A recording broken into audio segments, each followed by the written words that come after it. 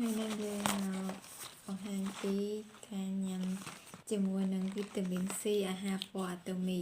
ហើយដល់យើងចាំបាច់ត្រូវតែញ៉ាំវាជារៀងរាល់ថ្ងៃដោយសារតែនៅក្នុងមួយកញ្ចប់ហ្នឹងគឺយើងផ្ទុកទៅដោយសារធាតុបន្លែនិងផ្លែឈើ7ប្រភេទដែលជួយការពារប្រព័ន្ធភាពស៊ាំជួយស្បែកជួយសក់ជួយកញ្ចក់ជួយការពារជំងឺផ្ដាសាយបំបត្តិការឈឺចាប់ពេលមករដូវបំបត្តិការពុលឡាន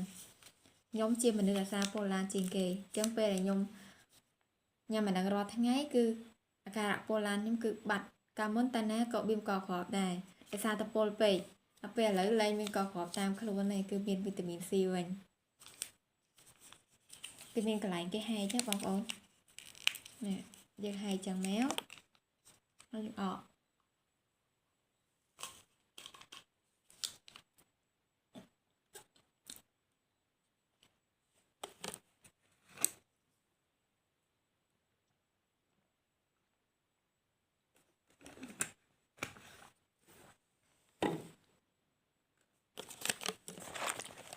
កូនក្មេង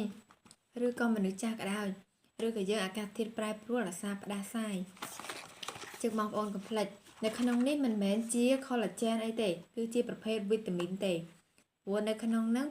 ចម្រាញ់ចេញពីបន្លែផ្លែឈើចេញជាម្សៅអញ្ចឹងយើងស្រួលញ៉ាំហើយឆ្ងាញ់កូនក្មេងៗចូលចិត្តដោយសារតែរសជាតិវាជូរអែមអូខេ